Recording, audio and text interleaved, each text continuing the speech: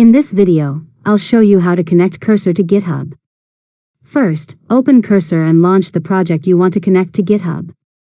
If your project isn't already a Git repository, open the integrated terminal and initialize Git for your project.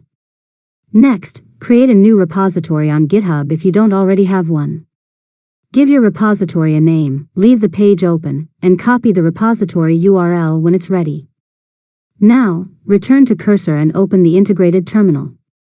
Add your project files to Git by running the git add command, then create your first commit using git commit m followed by a short message that describes your changes.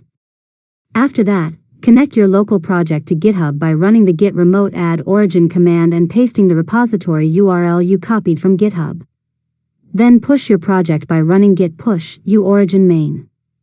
If your default branch is named master, replace main with master. If prompted, sign into your GitHub account and authorize Cursor or Git to access your repositories. Finally, open the source control panel in Cursor to view your changes, stage new files, create future commits, and keep your project synchronized with GitHub.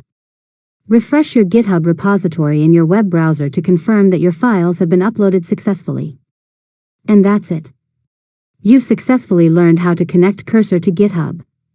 If you found this tutorial helpful, make sure to subscribe to Learn Mode Lab for more tutorials.